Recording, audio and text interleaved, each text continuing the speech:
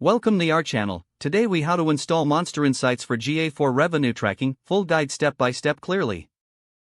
To begin, ensure you have a WordPress website. Log in to your WordPress dashboard. Navigate to the plugins section on the left sidebar.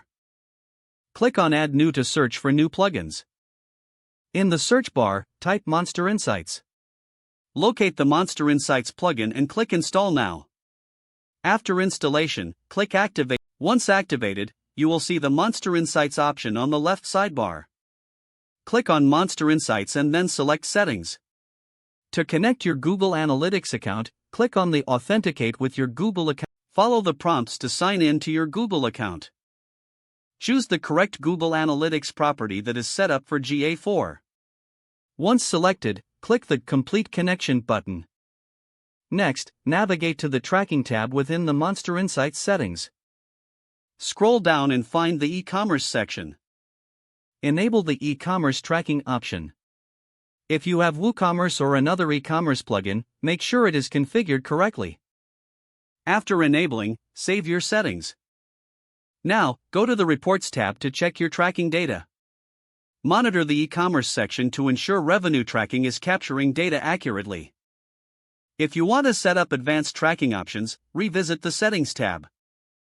Adjust any settings related to events or custom dimensions as needed.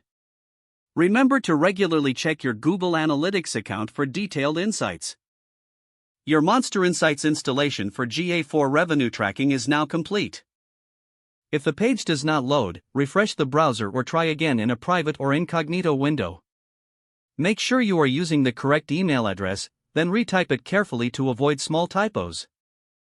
If your password is not accepted, use the Reset option and create a new strong password you can remember.